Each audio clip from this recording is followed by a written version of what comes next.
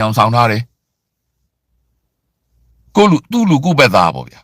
အဲ့ဒီကဂျားတွေကနေတတရပါတီလို့ဘာလို့ပုံကိုယ်တွေကလည်းလာပြီးတော့ဒုက္ခလာပေးတယ်မင်းတို့အားလုံးပဲမင်္ဂလာပါကျွန်တော်ရဲ့ channel မှာကြိုဆိုလိုက်ပါတယ်ခင်ဗျာအချို့ကလေးတွေကအနောက်ကွယ်ကနေလုပ်ပေးကြတယ်တချို့ကလေးတွေကနီးပညာတီထွင်ပေးနေကြတယ်အဲ့လိုနီးပညာတီထွင်ဖို့အတွက်အမျိုးသားညီညွတ်ရေးအစိုးရအနေနဲ့အရှိကိုမျှော်ပြီးပတ်စံတွေအမြောက်အများအကုန်ကြခံကတီထွင်မှုတွေလုပ်ထားတာအဲ့ဒီချိန်မှာတချို့ကပြောတယ်ပတ်စံတွေပေးရောက်သွားလဲအကုန်လက်နဲ့ပေးပါလားငါတို့လက်နဲ့တိုက်မယ်လက်နဲ့တိုက်လို့မင်းအောင်လည်းသွားတိုက်လို့ရမယ်သူတို့ထင်နေတာလက်နဲ့တိုက်လို့ရရင်တိုင်းသားတွေနိုင်သွားတာကြာပြပြီ KNU နိုင်သွားတာကြာလာပြီသူတို့နဲ့အကွက်မြင်နေတချိန်ကျရင်ငါတို့လက်နဲ့မရရင်တချိန်ကျရင်ငါတို့အနောက်နိုင်ငံတွေကငါတို့ပိတ်ဆို့လာရင်တချိန်ကျရင်သူတို့ငါတို့အတင်းကျပ်ငိမ့်ချင်လက်မှတ်ထိုးခိုင်းမယ်အတင်းကျပ်ငါတို့ရွေးကောက်ပွဲလမ်းကြောင်းနဲ့နိုင်ငံရေးလမ်းကြောင်းကိုတွန်းပို့တော့မယ်ဆိုရင်ငါတို့သိပြီဘာလို့လက်နဲ့ကသူတို့မပေးရင်ငါတို့မှမရတာဘယ်လိုလုပ်တိုက်မလဲဒီလူကိုဟိုဘက်ကကျတော့တစ်ဖက်သက်တရုတ်ကပေးမယ်ရုရှားပေးမယ်ကံမကောင်းရင်အမေရိကတော့သူတို့ခိုးပေးလိုက်နိုင်တယ်ကဘာကြီးဟာအရန်ယုံမာတယ်ဒီနေ့ຫນွေဦးတော်လန်ရေးကိုရင်ဆိုင်နေကြတော့ကျွန်တော်ရဲ့ A group အဖွဲ့ဝင်များကိုပြောချင်တယ်ကဘာကြီးဒီအရန်ယုံမာတယ်ကဘာနိုင်ငံရေးဒီအရန်ညစ်ပတ်တယ်ကံမကောင်းအကြောင်းမလိုက်ရင်အမေရိကန်ကျွန်တော်တို့မျှော်နေတဲ့အမေရိကန်ကတစ်ဖက်လက်နဲ့အိန္ဒိယကတစ်ဆင့်အာဆီယံတစ်ဆင့်စစ်ကောင်စီကိုတော့လက်နဲ့ပေးလိုက်နိုင်တယ်သူတို့စဉ်းစားပုံကကျွန်တော်တို့လိုက်မမီဘူးသူတို့ကသူတို့အကျိုးပဲကြည့်တာအခုအမေရိကန်အိမ်ဖြူတော်မှာဇလန်စကီကိုဘလို့အဆက်ခွဲလိုက်တယ်တွေ့တယ်မဟုတ်လားအမေရိကန်အိမ်ဖြူတော်မှာတောင်အာဖရိကသမ္မတကိုဘလို့အဆက်ခွဲပလိုက်တယ်တွေ့တယ်မဟုတ်လားဒီနေ့အမေရိကန်နိုင်ငံကဥရောပနိုင်ငံများကိုဘလို့လုပ်မယ်ဆိုပြီးပြောနေတယ်တွေ့တယ်မဟုတ်လားဒီနေ့တောင်အာဖရိကသမ္မတကိုတော့လူမျိုးတုံးတပ်ဖြတ်မှုဆွဆွဲပြီးတော့အစ္စရေးမှာဒီလူမျိုးတုံးတပ်ဖြတ်နေတာတကဘာလုံးကပြောနေတာကိုကြတော့ပါဇက်ပိတ်ထားတယ်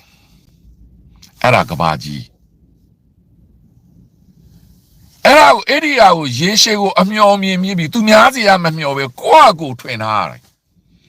အေးလို့ထွင်ဖို့အတွက်ကျွန်တော်တို့ပတ်စံနေရင်းရတယ်လူငယ်တွေမြုပ်ထားရတယ်အသိမခံကျင်တဲ့လူတွေအနောက်ကွယ်မှာအများကြီးထားရတယ်ຫນွေဥပန်လိုဗန်ကြီးကိုထွင်ရတယ်အဲ့ဒါလေကဘာပေါ်လာတဲ့နီးပညာနဲ့ကျူဟာကုတ်တွေနဲ့ခင်ဗျာထိုင်ပြီးတော့အမေရိကန်လာပါဥရောသမဂ္ဂလာပါထိုင်អော်နေလို့ဟိုဘက်ကကိုတက်ကြိတ်ပလိုက်မှာဒါအရှိတရားဒါကျွန်တော်တို့ရဲ့ပေးထားချက်ကျွန်တော်တို့ရဲ့ပေးထားချက်ဒါအရှိတရားအဲ့ဒီအရှိတရားကိုမြင်ပြီးကျွန်တော်တို့ဒီအများကြီးရင်းနှီးထားတယ်အများကြီးမြုံနှံထားတယ်မသိချင်ပတ်စံပဲရောက်သွားလဲဘာဖြစ်တယ်လဲဘာလုပ်နေလဲဘဲရောက်ကုန်လဲဘာလုပ်နေလဲသူတို့မှာအခုစဉ်းစားနေတဲ့ရေရှည်အမျှော်မြင်ရေရှည်ကိုပိတ်ရင်ဘယ်လိုလုပ်မလဲဆိုတာကိုမစဉ်းစားရဘူးသူတို့ထင်နေတာကတိုက်နိုင်မယ်တိုက်တိုင်းနိုင်မလားဗျာတိုက်တိုင်းနိုင်ရင်ခင်ဗျာဇလန်စကီနိုင်သွားပြီပေါ့ဗျာဇလန်စကီမှာခင်ဗျာယူကရိန်းတနိုင်ငံလုံးတေဖို့အစဉ်သေးရှိတယ်ခင်ဗျာစစ်တိုက်ရဲတိုင်းနိုင်တန်းဆိုယူကရိန်းတနိုင်ငံလုံးတေဖို့အစဉ်သေးရှိတယ်မနိုင်ဘူးတေကုန်တာပဲသိန်းနဲ့သန်းနဲ့ချီဦးတေကုန်ပြီနှစ်ဖက်လုံးသေးတာဘာကြောက်လဲရုရှားရဲ့နီးပညာဘယ်လိုယူကရိန်းကကြောမလဲအဲ့ဒီထဲမှာအနောက်နိုင်ငံများကသူ့ကိုလက်နဲ့ကတ်သက်ထားတယ်ရုရှားကိုရန်စသလိုဖြစ်မှာဆိုလို့လက်နဲ့ပေးတယ်အကတ်သက်နဲ့ပေးတယ်အခုမှမနေ့ကမှစပြီးတော့ရုရှားကတေရိုတရားလွန်လာပြီးသူတို့သီးမခံနိုင်တော့တဲ့အခါကြမှာအမေရိကန်သမ္မတကလည်းသူတို့ကိုချော့တယ်ဖုံးဆက်ပြီးပြောတယ်ဒါလည်းလုံးမဖြစ်တော့ဘူးမနေ့ကအမေရိကန်သမ္မတလည်းပြောပြီးပူတင်ကယူသွနေပြီဘာလုပ်နေမှန်းသူလည်းစိတ်ဆိုးပြီအဲ့ဒီအချိန်ကြာမှမီစိန်ပြမှယူကရိန်းကိုဟန်တာထားတဲ့ကန့်သက်ထားတဲ့တာဝေးပြည့်တွေကိုခွင့်ပြုလိုက်ပြီပြောချင်တာယူကရိန်းပြန်ဆော်ပြီဆော်ဖို့ရပြီဒီလက်နက်ကိုအမေရိကန်အဲ့ဒီဥရောပနိုင်ငံတွေကပဲပေးပါ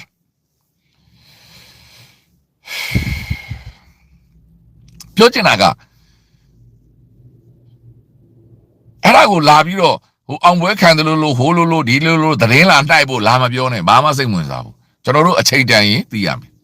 အဲ့ဒီအချိန်ကလည်းဘာလဲအနိုင်သူ တို့ကိုနီးပညာနဲ့အနိုင်ရယူပြီးတဲ့အချိန်ကြာမှာစင်မောတက်မှာဒီချိန်မှာကလေးတွေသူ့အတူနေပါစေ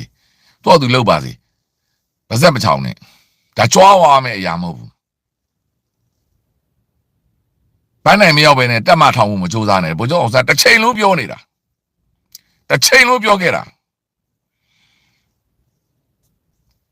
တတရားအုပ်စုဆိုတဲ့ဟာကိုလည်းပြန်မပြောနဲ့လှဲ့မတွင်နဲ့သူတို့ကိုသွားပြီးလှဲ့မကြည့်နဲ့သူတို့ပြောချင်တာပြောပါစေသူတို့ကိုသွားပြီးလှဲ့ကြည့်နေရင်သူတို့ကိုသွားပြီးတော့ခွန်းတုပ်ပြန်နေရောက်တတ်တယ်ဒီလူတွေကလွတ်ထားလိုက်တော့သူပြောချင်တာပြောပါစေကျွန်တော်တို့ကလေးတွေကျွန်တော်တို့ယုံတယ်ကျွန်တော်တို့အုံနောက်တာတဲ့လူစားမှာ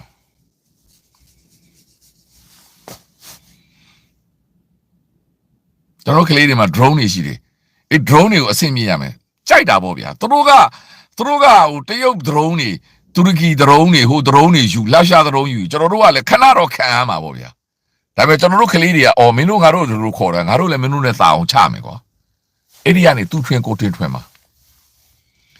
သူတို့ဘက်ကငတုံးအုပ်စုကမထွင်တတ်ဘူးသူများစီကတောက်ဝဲတာကျွန်တော်တို့ကကြတော့သူတို့စီအဲ့ drone ကိုရရင်ဘာကြောက်လဲဆိုတော့ကျွန်တော်တို့ကထွင်မှာ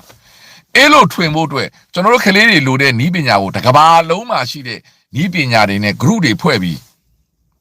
သူတို့ကိုနီးပညာဝိုင်းရှာပေးကြတာအဲ့ဒီအလုပ်ကိုဘယ်သူကလုပ်လဲ NUG ရဲ့နီးပညာဝန်ကြီးဌာနကျွန်တော်ပြောသလို research ဌာနကလုပ်တယ်ပြီးတော့တစ်ကဘာလုံးမှာရှိတဲ့ပညာရှင်တွေကဝိုင်းကူညီတယ်အဲ့ဒီပညာရှင်တွေမှာ volunteer ဖြစ်တဲ့ယူကရိန်းပညာရှင်တွေပါမယ်ယူကရိန်း drone ပညာရှင်တွေဥရောပ drone ပညာရှင်တွေတူရကီ drone ပညာအဲ့ဒါမျိုးတွေဝေမျှခြင်းတဲ့လူတွေကလည်းရှိတယ်အဲ့ဒီအုပ်စုကနေတစ်ဆင့်နောက်တော့ပစ္စည်းသွင်းရတယ်ပစ္စည်းသွင်းဖို့တော့ဗာပြောယူရီးယားနဲ့ပြည်လည်မှရမှာယူရီးယားကိုလည်းဖားရတယ်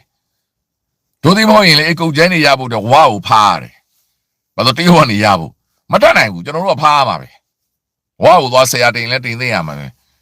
သွားဖားရတယ်ကိုကန့်ကိုဖားရတယ်ဘာလို့တော့နေဇက်ကသွင်းပေးမှာဟုတ်သူတို့တရုတ်ပြည်မှာပတ်စံချမ်းသာတယ်တရုတ်ပြည်မှာဒီတိုင်းပဲဒီဘက်မှာရှိတဲ့နောက်ဆုံးရုပ်စွာအဆုံးလူကြီးမင်းတို့မြင်အောင်ပြောလိုက်မယ် BGF ကစောချစ်သူလည်းဖားတင်ဖားအောင်တော့သူကယူရီးယားကရှိတဲ့ဗိုလ်ချုပ်တွေနဲ့အဆင်ပြေတယ်သူတွေနဲ့အဆင်ပြေတယ်စောချစ်သူဆိုတို့ကလည်းနှစ်ပွားကြီးလေဟိုဘက်ကလည်းလက်စားတဲ့အုပ်စုရှိတယ်ယူရီးယားမှာလည်းလက်စားတဲ့အုပ်စုတွေအများကြီးယူရီးယားရဲ့ဒီရဲတွေဗိုလ်ချုပ်တွေအားလုံးကလည်းမင်းအောင်လိုက်တို့အတိုင်းပဲအကြီးကျယ်လက်စားတာယူရီးယားအစိုးရလည်းအကြီးကျယ်လက်စားတာပေါ့သူတို့ပြောချင်တဲ့သဘောအဲ့ဒီချိန်မှာအဲ့ဒီအုပ်စုတွေအိတ်စုတွေပေါင်းပြီးတော့သွင်းတာပေါ့ယူရီးယားအစိုးရကလက်မစားဘူးယူရီးယားရဲ့အာဏာပိုင်လက်မစားရင်ရွှေကုတ်ကိုလိုနေရာမှာနိုင်ငံခြားသားထောင်နဲ့တောင်းနဲ့ဘယ်လိုရောက်နေမှာလဲသူတို့လက်စားပြီးခေါ်သွင်းလာတာပဲဒါရှင်းနေတာပဲအဲ့ဒါမျိုးလူတွေကျွန်တော်တို့လူတွေတော်လန်ရေးမှာရန်သူမရှိဘူးမိတ်ဆွေပဲရှိတယ်မြင်အောင်ပြီအဲ့ဒါကိုသူများရောင်တိုင်းစောချွတ်သူဘာဖြစ်တယ်ဟိုလူကဘာဖြစ်တယ်ဟိုကြားဖြတ်အဲ့ဒါကိုလုံးမဟုတ်ဘူးတော့သူတရားမဝင်တဲ့ကိစ္စတရားမဝင်ရှင်းလိမ့်မယ်ကိုလုံးဒီကိုလိုချင်တာကိုရှာရတယ်ကျွန်တော်တို့လူငယ်ဘဝကအမြဲပြောတာရှိတယ်ကျွန်တော်တို့ခေတ်ကလူမိုက်တွေအရန်ခစ်စားတယ်ကျွန်တော်တို့ငယ်ကကျွန်တော်တို့ကြောင်းတွေမှာဆိုရင်အရန်ပြောစရာရှိတယ်ကျွန်တော်တို့ခေတ်ကဘိန်းခေတ်နော်ဘိန်းထိုးတဲ့ခေတ်ဘိန်းစားခေါ်တာပေါ့ပြီးတော့ commandancy ခေတ်ခင်ဗျာဟိုဘက်ကြောင်းဒီဘက်ကြောင်းဟိုဘက်ရက်ွက်ဒီဘက်ရက်ွက်အဲ့လိုရိုက်ကြတာနေဝင်းခေတ်မှာအဲ့ဒီချိန်မှာကိုရီးယားဘာလုပ်ရလဲအကုန်လုံးနဲ့ပါအောင်တယ်အကုန်လုံးနဲ့တက်အောင်နေရတယ်ကိုရီးယားအကြောင်းမှာနည်းနည်းကြွားလိုက်မှာပေါ့နော်နည်းနည်းကြွားမများဘူးလို့နည်းနည်းလေးကြွားမယ်နည်းနည်းလေးကြွားပါရစေနည်းနည်းလေးပါများမဟုတ်ပါဘူးကျောင်းမှာကိုယ်နည်းနည်းစားတော်တယ်ပေါ့ဗျာစားတော်တယ်ဆိုတာအတန်းထဲမှာအမြဲတမ်းစစ်တေးရတော့လူအေးပေါ့ငကြောက်ပေါ့ဗျာအဲ့တော့ကျောင်းကကိုယ်တငယ်ချင်းအကူကြီးတွေကဆရာကြီးလူမိုက်တွေကကိုယ်ချစ်တယ်ဒီလားတကယ်ချစ်တယ်သူတို့ကအဲ့လိုစားတော်တဲ့ကလေးဆိုချစ်တယ်ဘာသူတို့စာကိုကစာပြပေးလို့ရတယ်လေသူတို့အပြင်မှာစိုးမဲ့တည်မယ်ဒါပေမဲ့စာမလိုက်နိုင်ကိုကစာပြကိုယ်ချစ်တယ်အဲ့တော့သူတို့နဲ့လည်းပြည်လေအောင်ပေါင်းထားရတယ်ဘာလို့တော့ကိုတကယ်တနေ့နေ့ဒုက္ခရောက်ရင်တခွေအကူကြီးတွေကချက်ချင်းလိုက်လာဟာလှိုင်ဝင်မင်းဘသူဘာတရားလုပ်လဲမင်းဘသူအနိုင်ကျင့်လဲပြောငါတို့လိုက်ချမယ်ဒါအရှိတရားအိမ်ကမိဘတွေကအမြဲပြောတယ်လူကောင်းနဲ့ပဲပေါင်းပေါ့လူဆိုးနဲ့မပေါင်းနဲ့ပေါင်းထားရတယ်ကိုကြောင်ကကိုအကူကြီးတွေဆိုကျွန်တော်ဘသူ့ကိုပြောလဲဆိုတာအခုကျွန်တော်လိုက်ကိုအဲ့ဒီအကူကြီးတွေရှိနေသိတယ်သူတို့သိတယ်ဘသူ့ကိုကျွန်တော်ပြောနေလဲဆိုတာ လိုက်ချတယ်ပြောချင်တာကသူတို့ဘဝနဲ့သူတို့ဗျဒီနေရာမှာနည်းနည်းလေးကျွန်တော်ဆက်ပြရစီအခုကိုရီးယားကရဲ့ Heaven ဆိုတဲ့ကားကိုကြည့်ကြပါเนาะဒါကတော့ဗုဒ္ဓဘာသာနဲ့တော်တော်ဆိုင်နေတခြားဘာသာနေနဲ့တော့တိတ်မသက်ဆိုင်ဘူးလို့ထင်တယ်သိလားဗုဒ္ဓဘာသာနဲ့တော့အများဆုံးဆိုင်မယ်သိလားဗုဒ္ဓဘာသာနဲ့ပတ်သက်တဲ့ဟာကိုအခြေခံပြီးရိုက်ထားတဲ့နိဗ္ဗာန်ကားသူကနိဗ္ဗာန်မှာဘာဖြစ်နေလဲငရဲဘာဖြစ်နေလဲပြီးတော့လူတွေပြန်ဖြစ်တဲ့ဘဝတွေအားလုံးတွေကိုပြနေတာ floor တစ်ခုပေါ့အဲ့ဒီမှာကျွန်တော်နားလိုက်တဲ့ floor ပေါ့မနေ့ကလာတဲ့အပိုင်းထိ floor တစ်ခုကဘာလဲဆိုတော့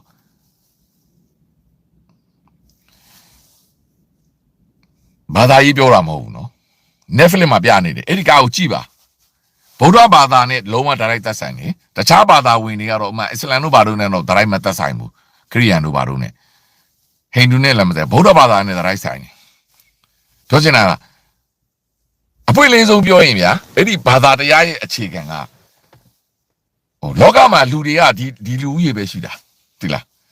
အမှလူရေ9000ဖန်နေအဲ့ဒီလူရေ9000ပဲထပ်ပြီးမလာဘူးအဲ့ဒီလူကြီး900တေးလိုက်ရှင်လိုက်အဲ့လိုပြောင်းနေတာဘောရီအထက်ထပ်ပေါ့ဗုဒ္ဓဘာသာနဲ့တော်တော်တူတယ်ဒါကျွန်တော်တို့က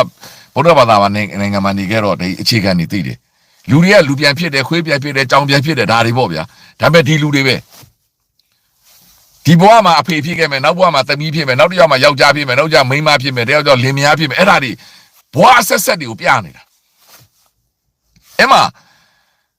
အလုံးအမတန်သိမ့်မွေ့လေးသူတို့ပြနေတယ်အဲ့ဒီမိသားစုနှစ်စုကိုအခြေခံပြီးပြနေတာသူတို့ပြောနေတဲ့တန်တရားလဲတာအမှန်ပဲဝတ်မှာအမြဲငရဲမှာပါအမှန်ပဲကိုဒီဘဝမှာသမီးကိုနှိမ့်ဆက်တယ်နောက်ဘဝမှာအမေဖြစ်ပြန်ပေးဆက်တယ်ဗျာအဲ့မှာသူပြနေတယ်မထင်မှတ်လောက်အောင်ပြနေတယ်ပြောတော့နိဗ္ဗာန်ရောက်သွားပြီဆိုရင် तू ကလူအဖြစ်ပြန်မွေးဖွားဖို့အတွက်လဲ तू ကတောင်းဆိုလို့ရတယ်အဲ့ဒီမှာသွားသူများပြီးဘိုက်ထဲမှာတက်ပြန်ဝင်နောက်မို့လဲခွေးဆိုလဲခွေးသက်ပြန်ဝင်ပေါ့ကြောင်ဆိုလဲကြောင်သက်ပြန်ပေါ့အဲ့ဒါမျိုးဝင်စားနေတာပြောချင်တာဒီလူကြီးပဲကျွန်တော်တို့ဒီနှစ်မှာယောက်ျားသားအဖေဖြစ်ရင်နောက်နေ့ကျရင်သားသက်ပြန်ဖြစ်မယ်နောက်နေ့ကျရင်တူသက်ပြန်ဖြစ်မယ်ပြောချင်တာအဲ့တော့ကိုကအရင်ဘဝတွေမှာလုတ်ခဲ့တဲ့ဆိုးကျိုးဆိုရင်တော့အဲ့ဒီဆိုးကျိုးတွေကနောက်ဘဝတွေမှာလိုက်ဆက်ရတာနောက်ဘဝမှာဘယ်လိုဆုတ်တာနောက်ဘဝမှာဘယ်လိုဆက်ရတာလားအရင်ဘဝဟာဒီဆက်ရတာအရင်ဘဝမှာကိုကသမီးအနေနဲ့အမေအနေနဲ့ပေါ့နော်ဟုတ်တယ်စွတ်ပြစ်ထားတဲ့ဟာကိုသမီးအနေနဲ့ပြန်လာဝင်စားတာတနေ့ရမှာပြန်နေအကျွေးတွေပြန်ဆက်ရတာပေါ့အဲ့မှာ तू ပြသွားတဲ့တစ်ခုကကျွန်တော်အရန်သဘောကျတယ်တော့ဒီနေ့ဒီကိစ္စနဲ့ကျွန်တော်ဆက်ပြမယ်